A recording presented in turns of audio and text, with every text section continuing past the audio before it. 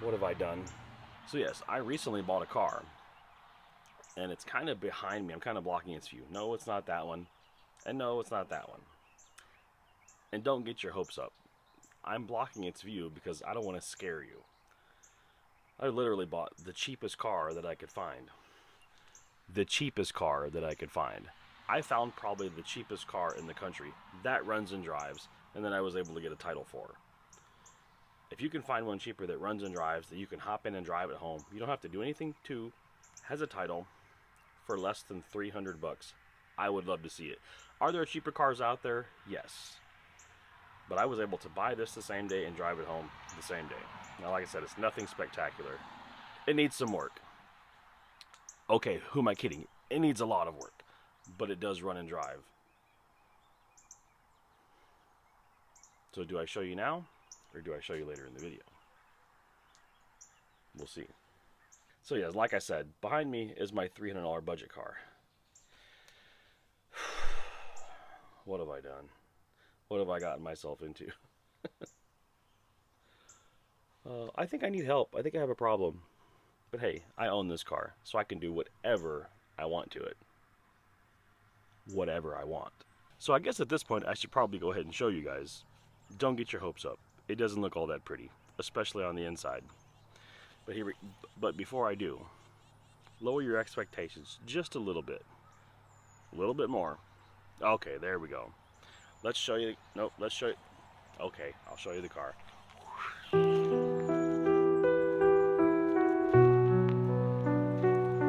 Yes, so this is a 98 Chevrolet Prism. And I mean Chevrolet. 97 it was a Geo, 98 is a Chevrolet. And now when I said don't get your hopes up, I meant it. The majority of the door handles on the outside were kind of ragged, and some of them technically work. You just have to know how to hold them to open the doors, but it does open. The doors do shut really good.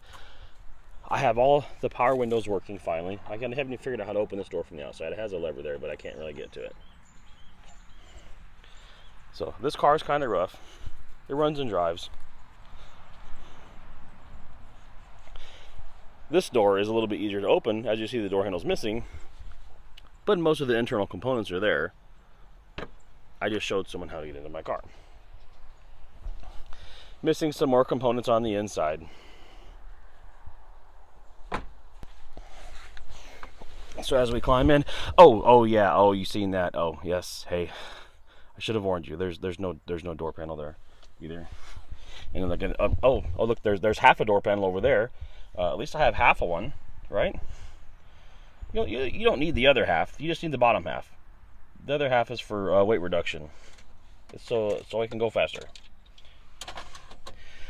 But the cup holders work. You know, it doesn't matter how much you pay for a car, as long as it has cup holders and they work.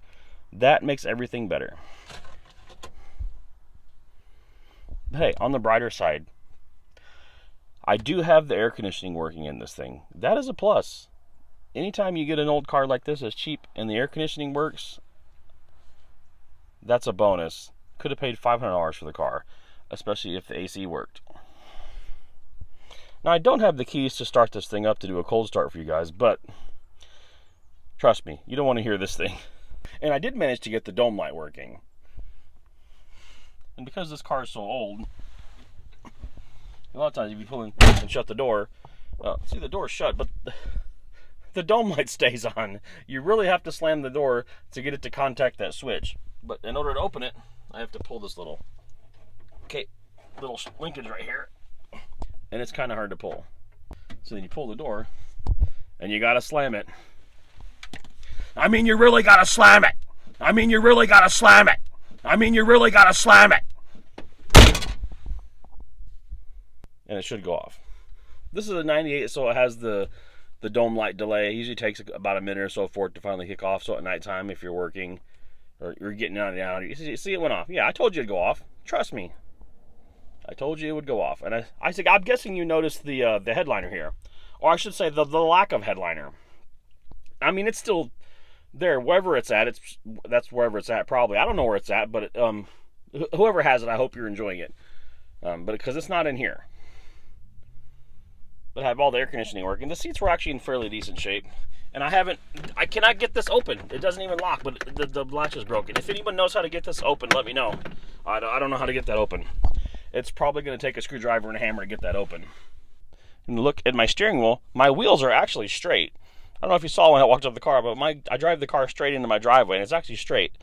So, yeah, the steering wheel is, yeah, it's like that. I could fix that. That's probably going to be a project for today. I'd fix this. That would be nice to have the steering wheel straight as I'm driving down the road, so it doesn't look like I'm making any left-hand turns.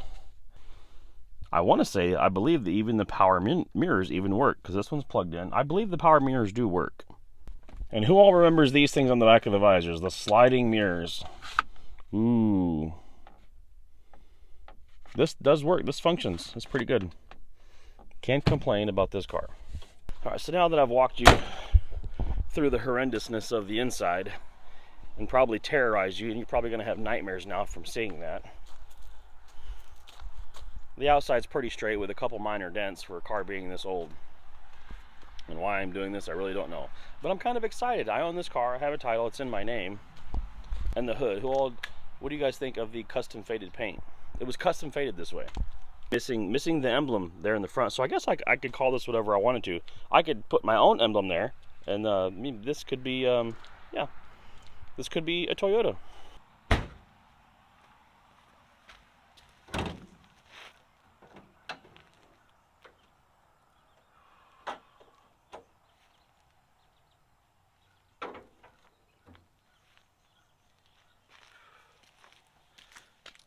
I'm going to warn you. And here is the power plant for the 98 Prism. It's actually pretty cool. This is an aluminum intake pipe. The 16 valve i4. The 16 valve i4. It's actually not a bad motor. It's actually a really good motor.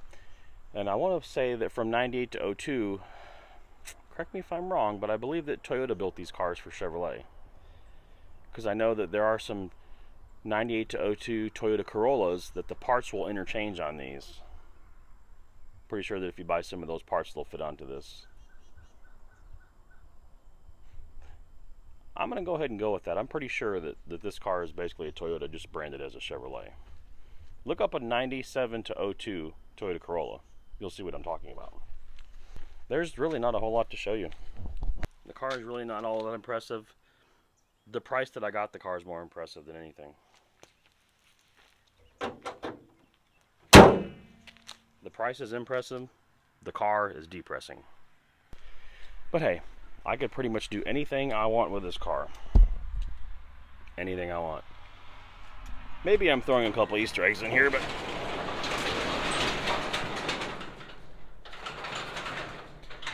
I am planning to do something, but I don't know exactly what. I'm bouncing some ideas around. And because I own this car and it's mine, I can do whatever I want. So just a question, what do you guys think is cooler? The Prism or my free moped? Yes, I actually got it for free, and I do ride this. I give my little girl rides on it. We love riding on it together. This is a little. It's a smaller side street here off the main highway, and in the evenings, her and I go for rides on it. And I got it for free. I had to do some work to it. I had to put new tires on it. Most of the parts came with it. I had to buy a couple parts myself, but this was a free moped that I got, and it runs. That's pretty awesome. So if you guys stuck around this long to watch this entire video, I'm sorry. I don't know why you did that.